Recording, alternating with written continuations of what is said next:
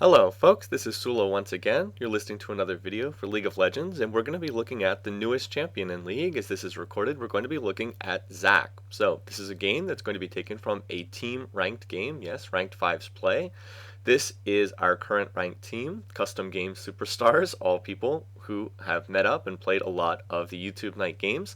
In this game, we're going to be focusing on Spreekaway, who's going to be jungling for us as Zac. We also have Fallen Asylum playing as Twisted Fate, K-Hop playing as Aurelia, myself, Sullla, playing and supporting as Sona, and then Varus Nox playing as Caitlyn. Then on the other side, the team that we're up against, I missed their name on the loading screen, so maybe you saw it, but it's Tobez in game.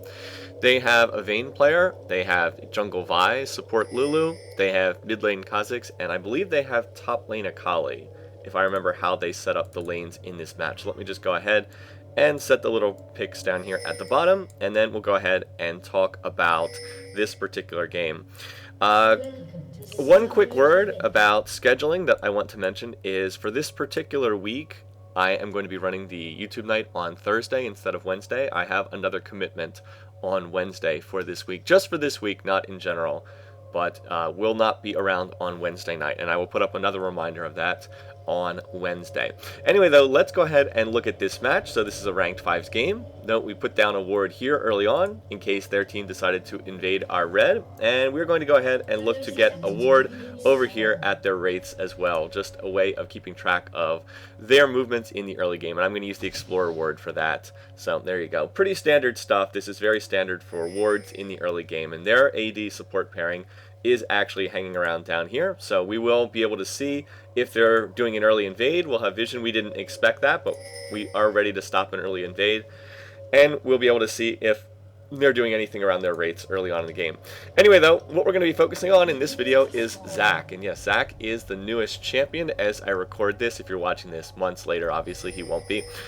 But Zac appears to be a very strong champion, and in fact, we were banning Zac in our game. We were banning Zac in the games where we did not have first pick on this particular night. Now, we didn't have first pick. You might say, well, you didn't have first pick in this game. It's like, well, we didn't have first pick this game, but no one on their team owned Zac, so we actually could not ban him because no one on their team owned him. So some of Zac's strengths, we're going to be playing him as a jungler in this game. We're going to be looking to jungle him here, and they're doing a good job of harassing us here at the blue, just getting a little bit of extra damage, and that's going to force Spreekaway to use his smite just to make sure that they don't steal that, and then he's just going to go on his merry way. I mean, we would have preferred to let him save his smite there, but with them harassing, we couldn't really take that chance. So Zac, we believe, is pretty strong early on. I mean, the early word is that he's quite strong. I kind of talked about this when I did the patch review for Zac's patch, that his kit just looked like a kit that would be very strong due to a number of different elements to it. He is, of course, a monolith caster. He is someone who just is basically, well, he's health-based. He's not purely cooldown-based. He is health-based. His skills cost health to use. However, he is somebody who gets health back. His skills cost, what is it? His skills cost a percentage of his current health. Yes, cost a percentage of his current health. And then when he takes damage, his little blobs fly off, and they restore a percentage of maximum health. So if you stack a lot of health, then you have the chance to sustain yourself really well by picking up lots and lots of these blobs. And let's see, I was actually taking some harass down there in bottom lane. Yeah, Varus actually got forced out of lane early on, which was a bit sad, but we were still okay. So what makes Zac a good jungler? Well, like I said, obviously he's not very blue buff dependent because he doesn't use mana. That means that he doesn't really need blue to jungle, which is always nice. He doesn't have a ton in the way of crowd control. He does have a slow on his Q. Yeah, his Q is a slow. But the real thing that makes him work as a jungler is his E. It is a tremendous ganking tool. It's an outstanding gap closer. He can jump over enormous distances. He can actually jump the entire Baron pit at max rank. And the distance that he travels actually goes up with more points in the skill.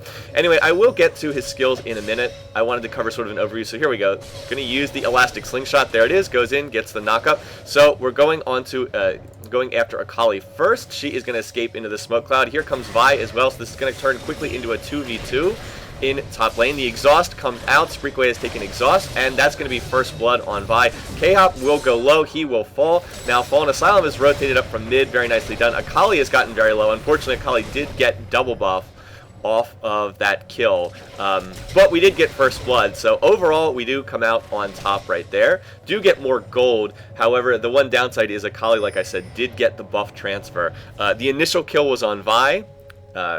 K-Hop got the initial kill, so he got the double buffs, and then when he died, those buffs transferred over to Akali. So, but all in all, that was a positive result because we did get the kill, and we were able to score first blood up there in the top lane. Alright, now that we've gotten past that initial early on action, that first gank, let's look more closely at the skills here on Zac. You're seeing the elastic slingshot in action right there. I will just highlight his passive first of all, Cell Division. Anytime he hits someone with an ability, he sheds a chunk of himself, and this can be reabsorbed to restore 4% of his maximum health. So again, when he uses skills, they cost 4% of current health. When he picks up the little blobules that fly off, he gets back a percentage of max health. So you have an incentive to stack a lot of health on Zac. When he dies, he also splits into 4 bloblets. That's a great word, bloblet. They will attempt to recombine. If any of them are still alive, he will come back to life. That does have a 5-minute cooldown. So this is very similar to Anivia passive in that he can come back to life after dying once every 5 minutes if people don't kill the blobs. I would say it's not quite as good as Anivia's passive, but it is quite similar. Go through and look at the skills. This Q, Spreekaway is going to put only 1 point into his Q. I believe that if you're laning with this guy, you give Q a higher skilling priority. Could be wrong about that. Well, anyway, there's a fight going on down here on bottom. We'll get back to that in a minute. They came in and ganked with Vi. I had to use exhaust in there, but we were able to escape from that fight without any real trouble. We're able to get out of that one okay. So anyway, back to Zac. I'll lock the camera on him for the second. This one, again, this is just pretty straightforward. Point in a straight line, sort of skill shot. Point and click in a line, smacks enemies, deals magic damage, and slows them by 20% for 2 seconds. So nothing too special about this. Just standard damage. Spreekaway's put 1 point in it. He's going to max this last for jungling. In terms of actual clearing speed, his W is the best skill for jungling. This is the best for clearing speed. Body erupts, deals magic damage to everybody nearby, and deals percentage-based damage. Deals 5% of the enemy's maximum health. And this is an area of effect. A skill deals damage around Zac. Is on a very short cooldown. It's probably on much too short of a cooldown in practice. Only a 4-second cooldown. That feels much too low to me. So in terms of clearing camps, this is the best skill for doing that in terms of just straight clearing camps. But Spreekaway is actually not giving it first skilling priority. See, like right there is where he used his E, then into his W right there. He's actually giving first skilling priority to his W because, or excuse me, to his E, because this allows him to gank better. Charges up and launches towards target area. It knocks up enemies that get hit, and with more points in the skill, it allows you to launch yourself further. So you charge up, and activating the skill launches into the target. There it goes. Allows you to jump walls. The range is insane. The range continues to go up with more points in the skill. Unfortunately, it does not show the range here, but launch yourself, travel a really huge distance. Like I said, at max rank, the distance allows you to clear the entire Baron Pit. You know, you can jump from here to here at max rank with 5 points in the skill. So I'm not exactly sure what that is. I believe it's about a 1,000 to 1,100 range, which is very, very high. So Spreekaway's maxing that first for ganking purposes, and it will allow him to pull off some pretty nice stuff. You already saw him do a gank in top. He set up in this brush, and then he launched himself with the slingshot to about here. It was like, and then landed on Akali. So again, I mean, it deals pretty good damage. The damage is not great, but it's decent. 130 plus 15 magic damage. Like I said, that's not great. It's decent. Looks like Fallen is going to get taken out here in mid lane due to Kha'Zix. Yeah, the mid lane was the only lane where we were having a bit of trouble in this game, if I remember. Just because Kha'Zix kind of got ahead early, and as a snowball champ, that's what's going to happen with Kha'Zix. We were doing pretty well elsewhere on the map. Anyway, though, so like I said, really good ganking tool, and of course it's a knock-up as well if he hits it. Of course, it is a skill shot, you know, you do have to hit the skill, but it's very useful for ganking, and this is why people have been playing Zac as a jungler. But he seems like he would be a pretty good, say, top laner as well, just due to Monolith builds a lot of, yeah, and look at how he's able to sustain himself right there. You get an indication of that. What's going on? Do we have a fight in bottom lane? No, we just chunked Lulu. We've actually, we were a little bit behind at early levels, in part because we were on, you know, we were on purple side, and purple side's always a little bit more difficult. Let me keep an eye on this. So anyway, we're going to turn, and we're going to bring in Twisted Fate right here. We're going to turn this gank around. We knew Vi was coming, and we're going to turn that around, and this is the power of Twisted Fate. This is why TF is really good in ranked games. So Vi comes down here, she thinks she's going to gank us. We're like, nope, we know you're there. We're going to call for Twisted Fate, and we're going to bring in Zac, and that's going to be a pretty easy kill. And now we're going to use this to turn and take Dragon on the back end of that play. So their jungler's dead, they don't have a smite, and it should be pretty easy for us to get this. We're trying to swap off tanking. Spreekaway will take that, and we're going to get the early Dragon and take a sizable early lead, almost 2,000 gold at the start. So I'd be remiss if I didn't mention the ultimate here. The ultimate Let's Bounce. Great name there. Zac bounces 4 times. He knocks up and slows enemies. Deals magic damage. The magic damage is not that high. It's more about the crowd control of this skill. Enemies hit more than once take half damage or not knocked up. Zac gains an accelerating movement speed buff. And he also gets crazy tenacity. Note that he gets 75% tenacity while this is enabled. So a nice skill, a great initiation tool. You use the E, use the slingshot to launch yourself in, and then you click Let's Bounce, and everybody on their team starts getting knocked up, and Zac himself is immune to most of their disables.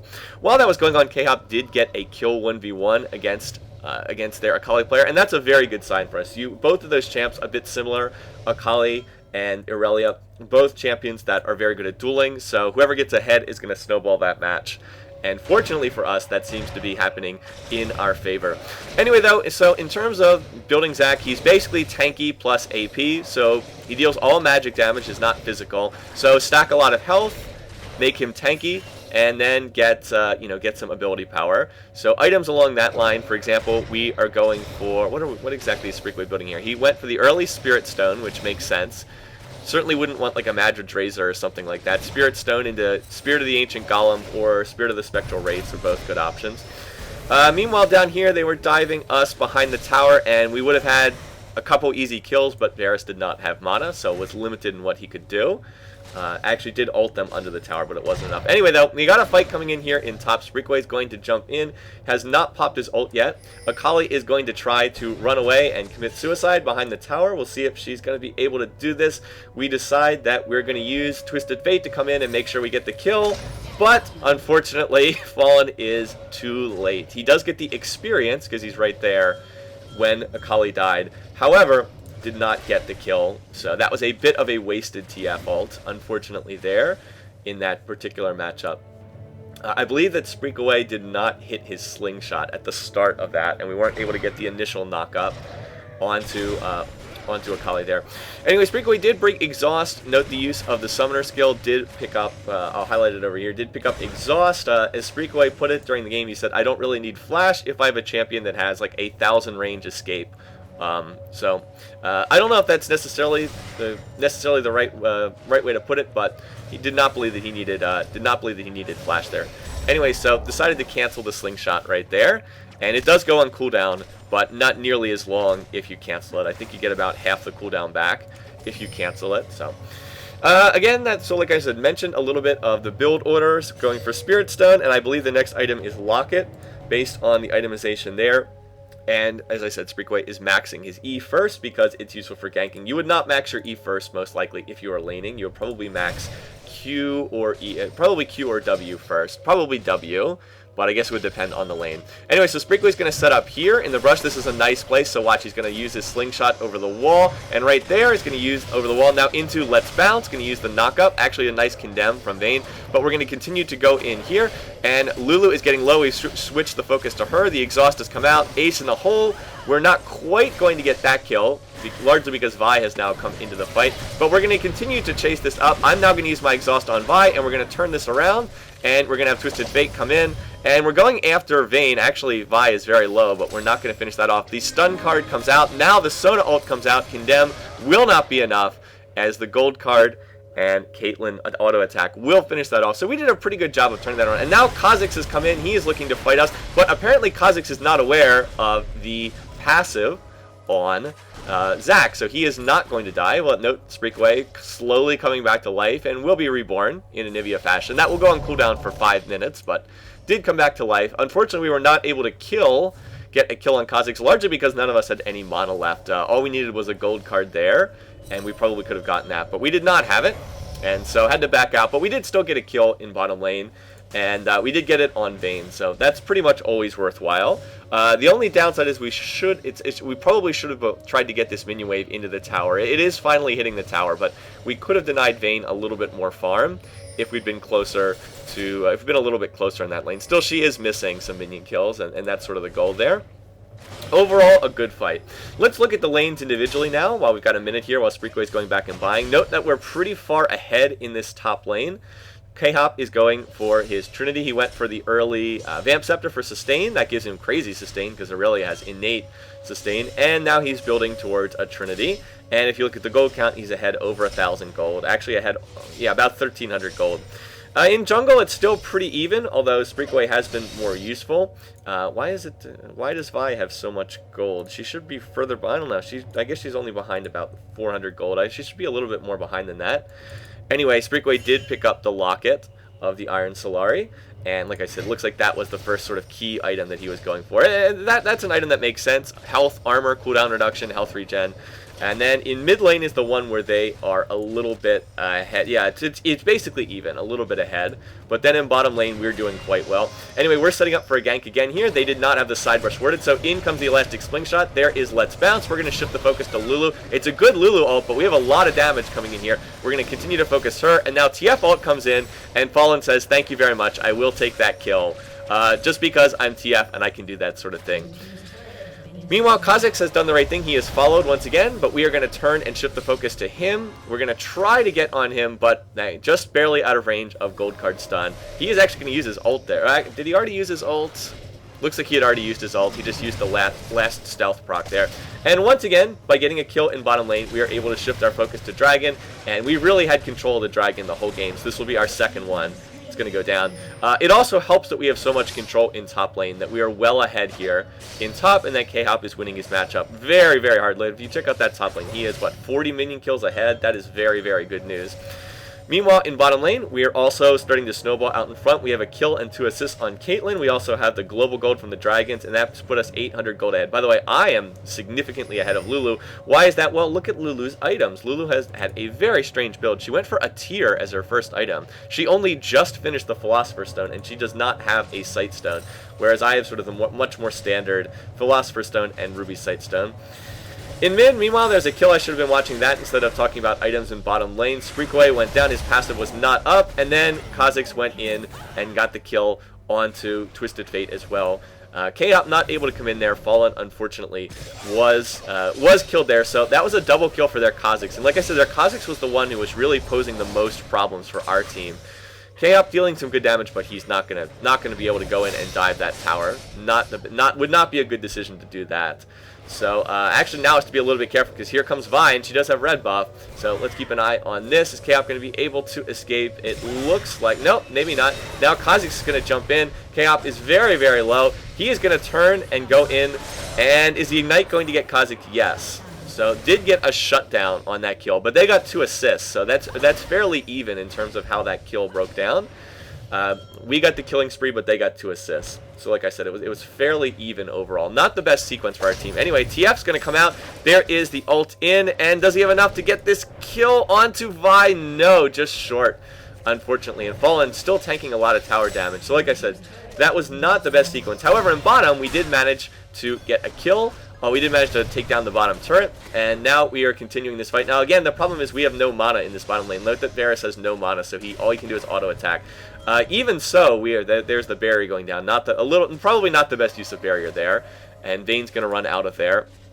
So in the end, not much exchange on either side there, except that I did use my exhaust and Varus did use his barrier. So I guess not the greatest fight for us. We were very close to getting a kill. With Ace in the hole up, I believe we would have gotten a kill there. And now we need to back off because we have no vision, and we were correct to back off here, I see, because Kha'Zix and Vi were in the area. We knew we had to back because we had no ward coverage. Anyway, though, on the game, pretty good Zac stuff thus far. Not anything, spectacular so far on the game, but has been pretty solid. We've had Dragon control thus far. That's sort of our goal here in the early game. Got the locket, and Spreekaway has picked up Sorcerer's Shoes because, as I mentioned, Zac is all magic damage. And, you need to build some kind of magic. Let me just check out how much magic pen is on this. Yeah, 23, and then the 8% from Mastery is about to be expected. So now our focus in the game, talking not about Zach as a champion, but about the larger game, is this mid tower. We've got the outer tower in top, we've got the outer tower in bottom, so our focus is getting this tower, and we've brought everybody here to try and grab this one. So we actually did bring 5 mid, and we got the tower pretty easily. Now, Vayne and Lulu are still pushing this tower. Note the retreat pings coming out from their team. Yeah, so they are tunnel visioning hard here, and we're going to come in behind them in this bottom lane. So they are going to get that outer turret, but their team is not in position to contest this. So I'm going to just start tossing down wards here so that our team has vision, and we're going to look to pick off both Vayne and Lulu right here. So we're going to kill Lulu immediately. That's easy. And now the rest of their team is trickling in, and note that Vayne is just running for her life. So we're going to let, let's see, we're going to keep Vayne out of this fight. Meanwhile, we're going to turn the Let's Bounce has been popped. We are focusing on first Vi, and then now we're going to shift to Kha'Zix, and Twisted Fate has used his ultimate, so we're going to continue chasing after Akali. She is going to try to make it out. The wild card comes out, and then, oh, my power chord slow on Sona will allow us to get that kill. So Akali will fall, and Vayne is the only one still left alive. So yeah, they did get the bottom tower, but we went, we went 4 for 0 in that fight. And that meant that that was not worth it, because while they're all dead, we're going to look to push bottom lane.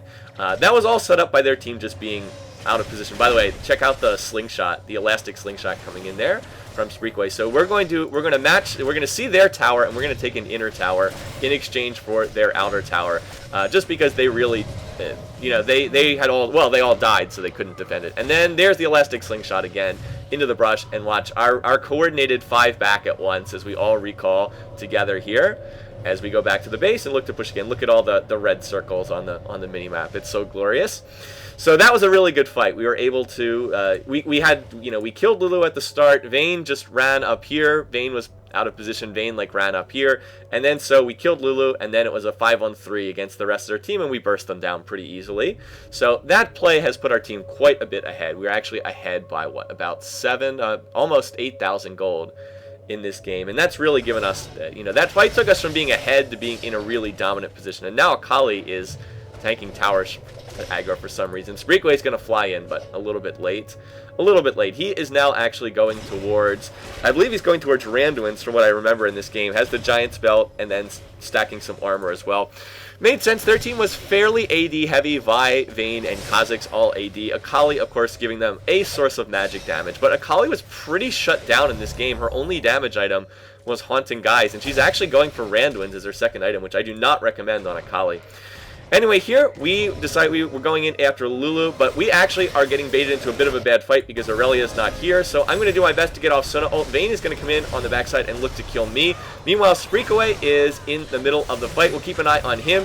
He is looking to focus on their damage dealers. We're going to try to get on Vayne right here. So Spreek has gotten really low. Now he's going to be more careful in the fight. Fortunately, K-Hop and Fallen are still alive and doing their best. So again, the focus goes towards Vayne. We're going to look to try and chase after her, and K-Hop will finish that off. Meanwhile, now we're going to shift after to Lulu.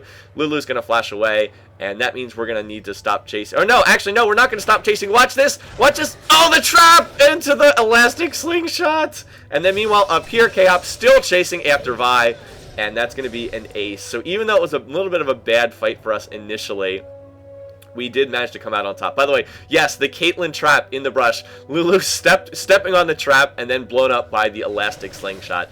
That was a bit of a discoordinated fight for us. K-Hop was not quite there. They engaged on us while they had numbers. They were able to kill me and Varus fairly quickly in that fight, but we were just far enough ahead that we were able to still win the fight anyway, even though the initial engagement was not that good. K-Hop really did work in that fight as Aurelia. By the way, now, look, watch this. Kha'Zix is going to try to come in, wants to get this steal. Oh, Fallen's really low, but in comes the barrier and the Zanyas, and we're going to turn and look to get this kill. Ace in the hole comes out, and Varustok says, thank you very much. I will take that kill for pressing R. I can be like Karthus too.